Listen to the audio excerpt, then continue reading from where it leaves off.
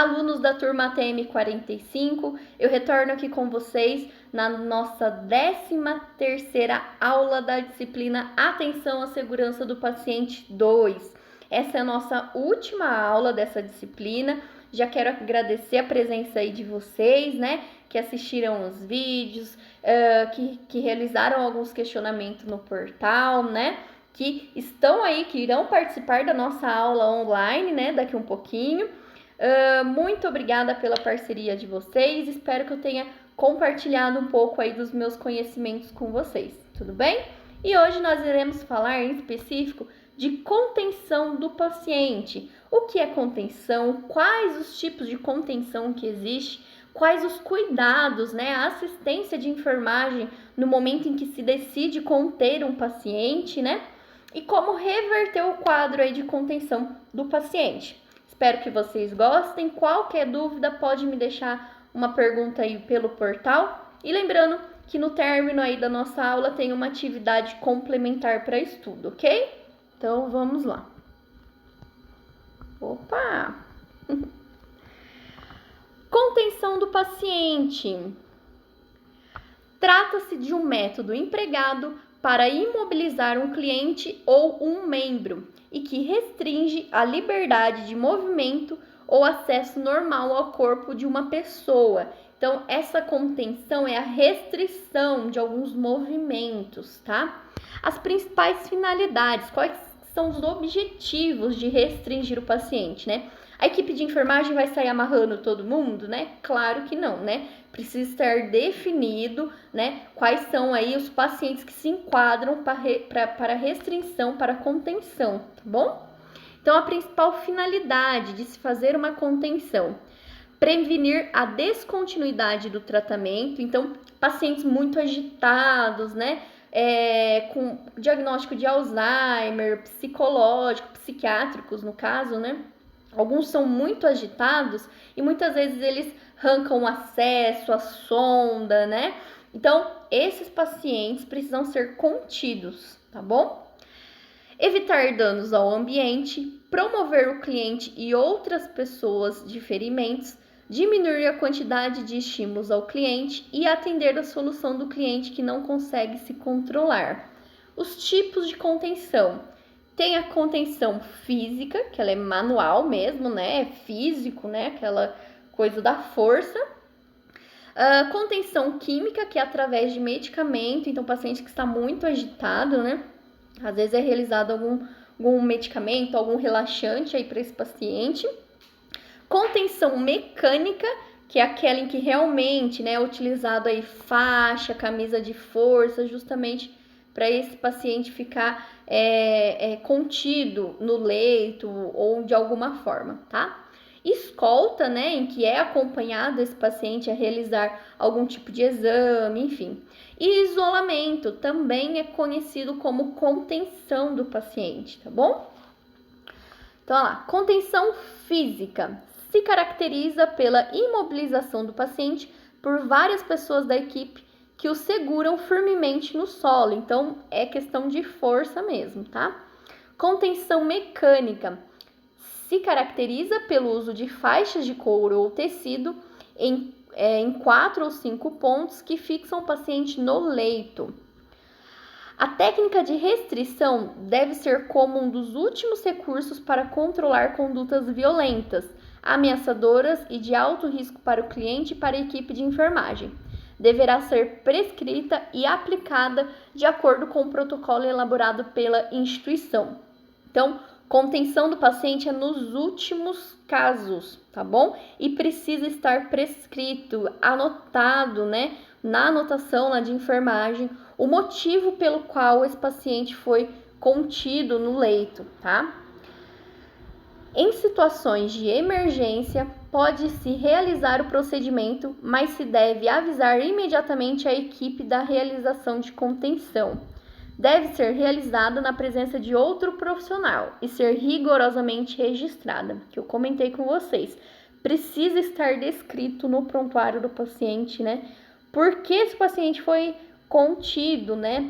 Porque caso gere algum processo judicial, é só a anotação de enfermagem que irá servir como respaldo judicial aí para nós, tá bom?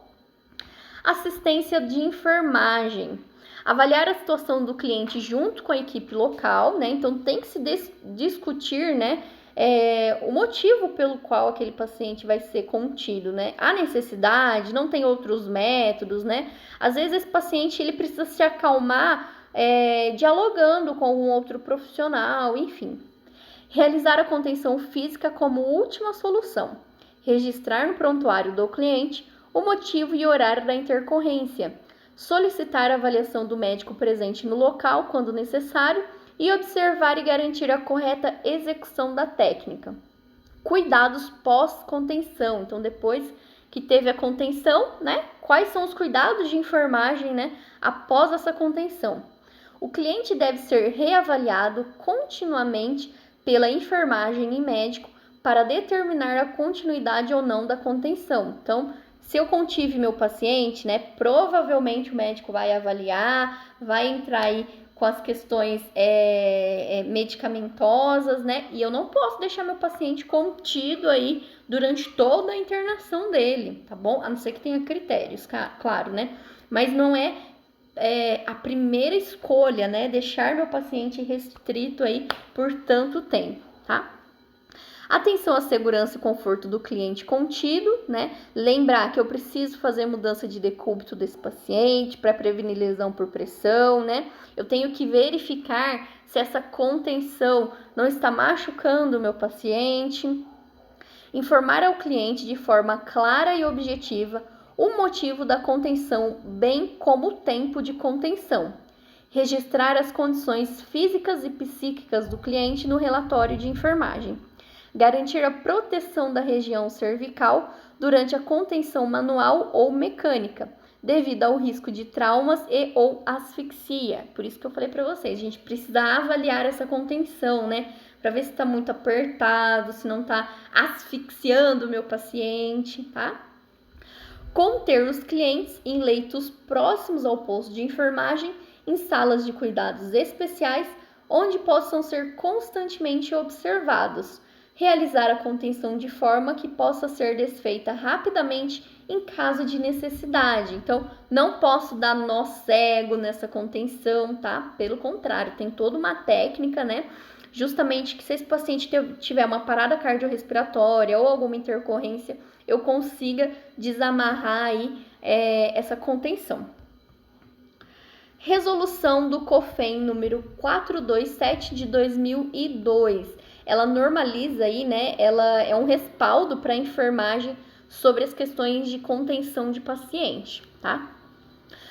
Normaliza os procedimentos de enfermagem no emprego de contenção mecânica do paciente. Então, eu deixei aí os principais parágrafos que nos respalda, né, em questão de contenção. Artigo 2. A contenção mecânica do paciente será empregada quando for o único meio disponível para prevenir dano imediato ou inerente ao paciente ou demais. Então, em últimos casos, né, quando eu não tenho escolha, eu posso estar realizando essa contenção do paciente. Parágrafo único.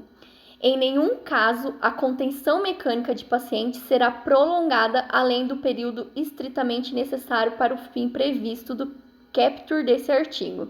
É vedado, é proibido ao profissional de enfermagem o emprego de contenção mecânica de paciente com propósito de disciplina, punição ou coerção, ou por convivência da instituição ou da equipe de saúde. Então, é proibido a enfermagem realizar o procedimento de contenção em pacientes que não se enquadram, que não têm critérios para tal procedimento, tá? Artigo 4. Todo paciente em contenção mecânica deve ser monitorado atentamente pela equipe de enfermagem para prevenir a ocorrência de eventos adversos ou para identificá-los precocemente, tá? Então, como eu disse aí nessa aula, né, todos os pacientes, né, que forem pré-disponível para uma contenção no leito, eles precisam estar em leitos, em quartos, próximo ao posto de enfermagem, tá? Porque esse paciente ele não pode ser esquecido. Nenhum paciente pode ser esquecido, né? Mas os demais, quando acontece alguma intercorrência, os demais pacientes acompanhantes, eles conseguem solicitar a enfermagem pela campainha, chamando, né? Agora, esses pacientes contidos, né, que estão em contenção, a enfermagem precisa estar atenta a esses pacientes, tá bom? Só para finalizar a nossa aula, eu deixei aí uma imagem de como conter esse nosso paciente, tá bom? Então, essa contenção ela pode ser utilizada aí por atadura ou até mesmo aí por lençóis. Lembrando que quando a gente utiliza atadura, normalmente para proteção dos membros se utiliza os algodões ortopédicos ou gases, justamente para não amarrar só a atadura, para não garrotear, né, só com a atadura. Então, se utiliza aí também gaze ou algodão ortopédico, né? Aí, ó, aqui na primeira imagem, ó, a gente costuma dizer que é a contenção em forma de luva, né? Que a gente faz o paciente segurar a gaze e enrola aí uma faixa, né? Justamente esses pacientes para que eles não saquem a sonda, eles vão estar com a mãozinha fechada, tá bom? Tem as questões de contenção de membros também, né? Que quando precisa ser realmente contido, né? É aí contido com lençol joelho, tórax, né? Do paciente. Ou às vezes a necessidade de contenção é apenas de membros, né? Então pode acontecer também essa contenção de membros superiores, né? Como essa imagem aqui, ó. Essa daqui. E como membros inferiores também, tá? Lembrando que eu volto a dizer, todo quadro de contenção do paciente, ele precisa ser analisado, porque ele é a nossa última escolha, tá bom? Pessoal, espero que vocês tenham gostado dessa nossa aula e dessa nossa disciplina, né? Porque nós aí estamos finalizando aí nossa disciplina de atenção à segurança do paciente. Muito obrigada pela participação.